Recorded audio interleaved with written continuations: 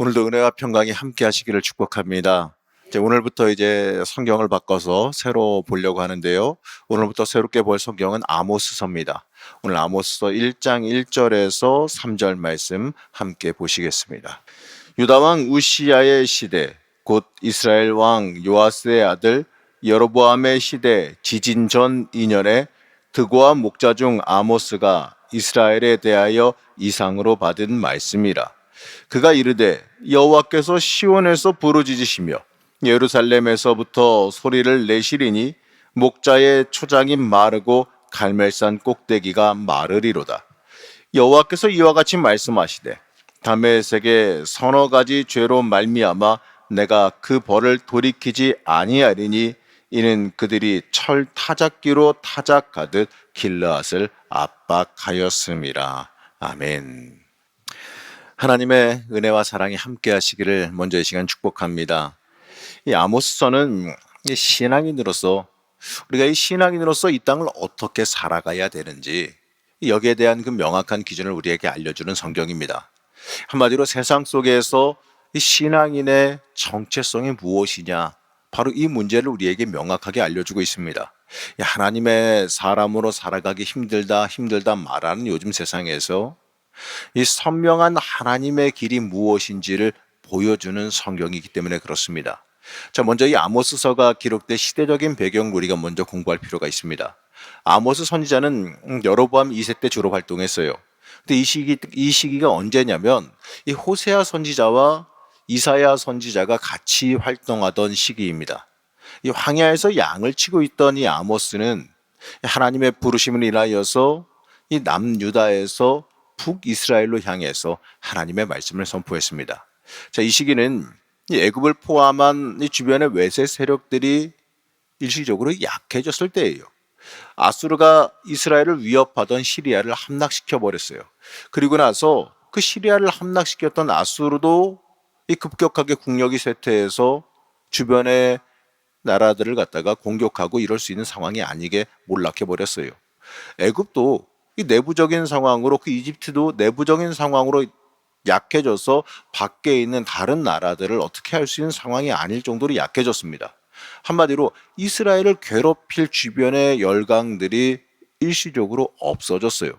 자, 이 시기를 통하여서 이스라엘은 특기인 무역으로 경제를 활성화시켰고, 그리고 주변 강대국들의 조공을 바치던 게 없어졌으니까, 그런데 자원이 소비되지 않으니 한마디로 이 전례 없는 부를 축적하게 되었습니다. 그런데 이러한 이 평화와 번영, 이 세상적인 평화와 세상적인 번영이 이들에게 부작용을 가져왔어요. 한마디로 말해서 이 돈과 권력에 미쳐버린 사회가 돼버린 겁니다. 이 권력을 지닌 자들이 돈을 위해서 가난한 백성들을 오히려 착취했고, 또 그렇게, 그리고 또 법관들마저도요, 이 돈에 매수되어서 무고한 사람들을 갖다가 괴롭혔어요.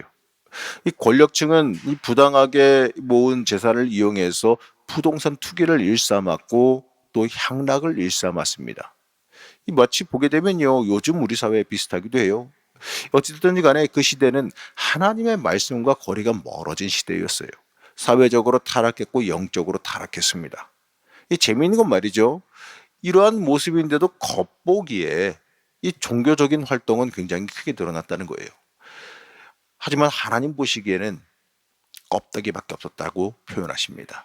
율법을 벗어나 우상 숭배적인 요소가 많이 들어왔어요. 그저 형식을 갖춘 것에 불과한 거였어요. 예배는 많아졌습니다. 예배는 화려해졌습니다. 그러나 본질이 사라졌어요. 말씀이 사라지고 말씀 따라 살아가는 삶이 그들에게 전혀 존재하지 않았기 때문에 그렇습니다. 하나님은 이 아모스를 통하여서 이런 시대를 뭐라고 말하냐면 가증스럽다라고 경고를 하십니다. 겉보기에는 안정되고 풍요로워 보이는데, 하지만 하나님 보시기에는 하나님 없는 삶, 하나님 없는 복을 누리고 있다는 거예요. 하나님 따돌리고 재물 숭배하는 그 모습이 그 시대의 모습이었습니다. 어쩌면요, 우리도 반성해 봐야 될 게, 우리가 살아가는 세상이 이와 비슷하지 않은가 한번 생각해 봐야 돼요. 하나님의 말씀이 아니라 이 물질을 숭배하는 요즘의 신앙이들과 비슷하기도 하다는 겁니다. 여러분, 본질을 잃어버리면 하나님을 갖다가 우리의 인생에서 소외시키는 엄청난 사건이 벌어지게 되는 거예요. 이 하나님은 아모스를 통해서 경제적 번영과 정적 안정이 하나님이 주신 복이라고 착각하지 말라라고 경고합니다. 그 세상적인 평안이 오히려 하나님을 잊어버리게 만들고 하나님과 멀어지게 만든다면 그거는 복이 아니라 저주다라고 말씀하십니다. 그리고 하나님을 섬긴다고 하면서 이 말씀 따라 산다고 말하면서 이 세상과 구별되지 않고 세상적인 쾌락에 빠져 있다면 이것을요 가증스럽다라고 말씀하시는 거예요. 당시 그들은 이 하나님의 뜻과 상관없이 이 물질만을 위한 삶을 살고 있었어요. 이 하나님이 원하시는 삶은 절대로 그런 삶이 아닙니다. 하나님이 중심되어지는 삶이어야지만 합니다. 하나님을 위해 이 물질이나 권력은 얼마든지 기꺼이 필요하다면 던질 수 있어야 돼요. 하나님은 신앙적으로도 세상적으로도 하나님 보시기에 깨끗한 삶을 원하셨습니다. 이웃에게도 이 약한 자들에게도 사랑하고 존중하고 돌보기를 원하셨다는 거예요. 이 아모스는 하나님 뜻에서 벗어난 이 하나님의 백성을 향해서 다시 돌아오라고 하는 하나님의 경고를 담고 있습니다. 여러분, 우리 이러한 관점에서 이 아모스를 우리에게 주시는 하나님의 사랑의 외침으로 들을 수 있어야 됩니다. 이 아모스를 시작하면서 특이한 점이 있는데 이스라엘에 대한 징계를 바로 선포하시는 게 아니라 주변에 있는 강대국들에 대한 심판을 먼저 말씀하시거든요. 이 3절 말씀 먼저 같이 보시게 되면 이렇습니다.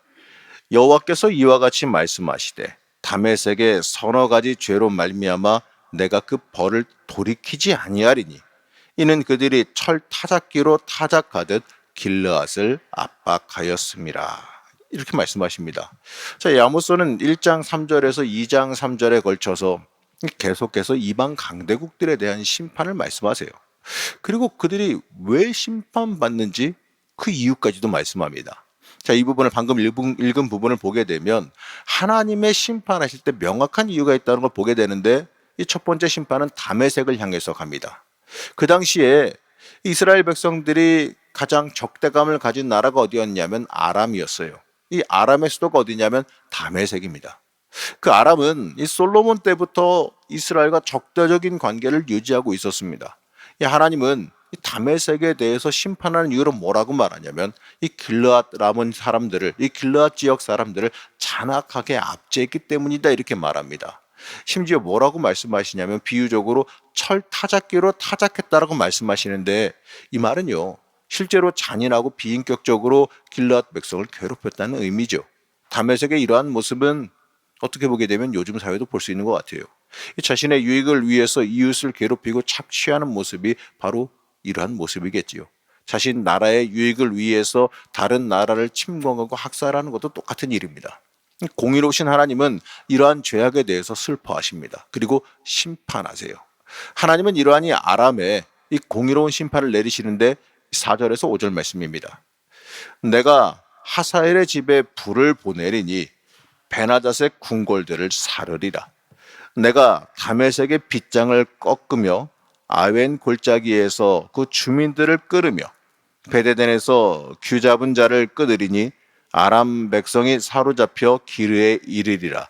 여호와께서 말씀하셨느니라. 아멘. 한마디로요, 이 하사엘의 집과 이 베나닷 궁궐이 불에 타게 만들겠다고 하시고 이 다메섹의 빗장이 꺾이고 백성들이 죽는다라고 말씀합니다. 이 말씀은 실제로 얼마 뒤에 이루어집니다. 이 아수르가 아람을 쳐들어가서 이 다메섹을 함락시켜 버렸기 때문에 그렇습니다. 이 아람을 지배하던 하사엘 왕조가 이렇게 무너져 버리고 이 베나닷 왕이 권력을 잃어버렸어요. 그리고 많은 다메섹 백성들이 포로로 끌려갔습니다. 실제로 이 아람에서 가장 비옥한 아웬 골짜기에서 많은 사람들이 죽음을 맞이했어요. 이 베데덴에서 호화롭게 살던 고관 대작들이 죽임을 당한 겁니다. 자, 이들은 이 길르앗 사람들을 괴롭힐 때 자기가 이러한 일들을 당하리라는 생각을 전혀 하지 못했지요. 하지만 하나님은 어떻습니까? 공의로우신 하나님이십니다. 이 말씀을 벗어나 사람을 괴롭히고 말살한 행위를 잊지 않고 심판하셨어요. 당장에는 이 득세하는 것처럼 보였지만 하나님은 그들의 악행을 절대로 잊지 않으셨다는 겁니다. 여러분, 우리도요 이 땅을 살아가면서 사람의 기준이 아니라 하나님의 기준에 집중할 수 있어야 됩니다. 하나님의 심판은 사람의 기준으로 이루어지는 게 아니라 하나님의 기준으로 이루어지기 때문에 그래요. 말씀의 기준으로 우리를 재단하시고 말씀의 기준으로 우리를 측량하시기 때문에 그렇습니다. 하나님의 우리가 어떻게 살아가길 원하시는가? 여러분 여기에 집중하시기 바랍니다. 우리가 이 세상을 살면서요. 잘 보여야 될 분이 누굽니까? 하나님께 잘 보이면 돼요. 우리는 하나님 한 분에게만 잘 보이면 이 세상에 뭐 걱정할 것도 없고 근심할 것도 없어요. 때때로 맞이하는 어려움이 있을 수는 있습니다. 그런데 내가 하나님께 잘 보이잖아요. 그게 큰일이 아니에요. 하나님께서 다 해결하시고 책임지시는 것을 경험하게 되기 때문에 그렇습니다. 어려운 일을 만나면 힘들고 괴로운 게 아니라 어려움을 만나면 하나님께서 기적적으로 역사하시는 하나님의 손길과 하나님의 능력을 체험하는 기회가 될 겁니다. 오히려 하나님께서 너 어려움 겪었어? 야, 내가 일하는 거 보여줄게. 이러면서 하나님의 기적과 역사를 체험하는 시간이 될 거예요. 이런 사람들은요, 어려움과 고난이 다가오잖아요.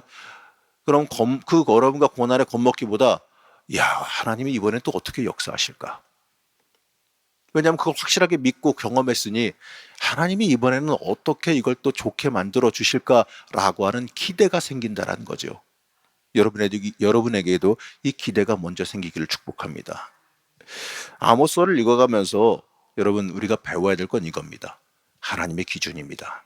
하나님의 기준 위에 나를 올려놓으면 그 인생 복 받는다.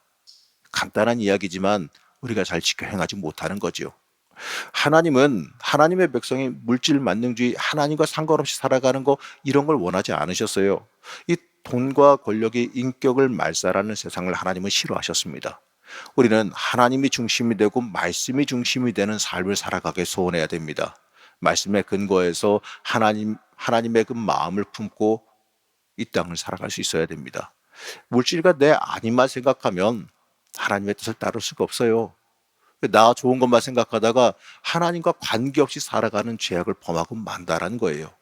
이 삶의 우선순위에 하나님 마음에 드는 삶, 하나님 마음에 합한 삶, 이 삶을 선택하시길 축복합니다. 성경에서 전 다윗이 참 부러운데 그가 누린 물질이나 그가 누린 권력 이런 건 하나도 안 부러워요. 근데 뭐가 제일 부럽냐? 하나님 보시기에 마음에 합하다 칭찬하셨던 게 그렇게 부럽습니다. 그리고 그게 너무나도 하고 싶은데 너무나도 겁나는 일이기도 해요. 그만큼 많은 책임도 따르기 때문에 그렇습니다. 여러분도 마찬가지로요. 하나님 마음에 합한 삶을 부러워하시길 축복합니다. 여러분 그 길이 이 심판을 벗어나 하나님의 칭찬받는 삶이 되기 때문에 그래요. 하나님의 마음에 드는 삶을 소원하는 게. 여러분 오늘날을 살아가시면서 내가 무엇을 위해 살아가야 될까? 내가 누구에게 이쁨 받아야 될까? 내가 어떠한 기준으로 이 땅을 살아가야 될까? 그것을 다시 한번 생각하시고 하나님 마음에 합한 사람, 하나님의 기준에 올바른 사람, 하나님 보시기에 흡족하고 참 보기 좋았다 칭찬받는 사람, 여러분 그 사람들이 되시기를 시간 간절히 축복합니다. 잠시 기도하겠습니다. 우리의 주인 되신 하나님, 우리가 이 땅 살아가면서 세상의 기준이 아니라 하나님의 기준을 내 인생의 기준 삼아 살아가기를 원합니다. 내 삶의 기준이 하나님께 달려있음을 잊지 않기를 원합니다. 오늘 하루도 하나님의 기준에 맞는 삶, 하나님 보시기에 흡족한 삶, 하나님의 뜻대로 살아가는 삶을 살아갈 수 있게 허락하여 주시옵소서. 하나님 우리는 연약합니다. 내 힘과 내 능력만 가지고는 그렇게 살지 못함을 고백합니다. 하나님 우리에게 성령의 능력 더하여 주시고 또 성령 하나님께서 우리를 주관하시고 붙잡아 주셔서 그 어려움 가운데서도 이겨나가며 하나님의 사람으로 굳건히 설 수 있도록 우리에게 힘과 능력을 더하여 주시옵소서. 오늘도 주님 앞에 목 놓아 부르짖으며 기도할 때에 우리에게 성령의 능력 허락하여 주옵시고 하나님이 주시는 놀라운 능력과 은혜, 하나님의 만지심과 도우심을 깊게 체험하는 은사도 임하게 허락하여 주시옵소서. 오늘도 하나님의 기준에 합격되기를 원하오며 거룩하고 존귀하신 예수님의 이름으로 기도하였습니다. 아멘.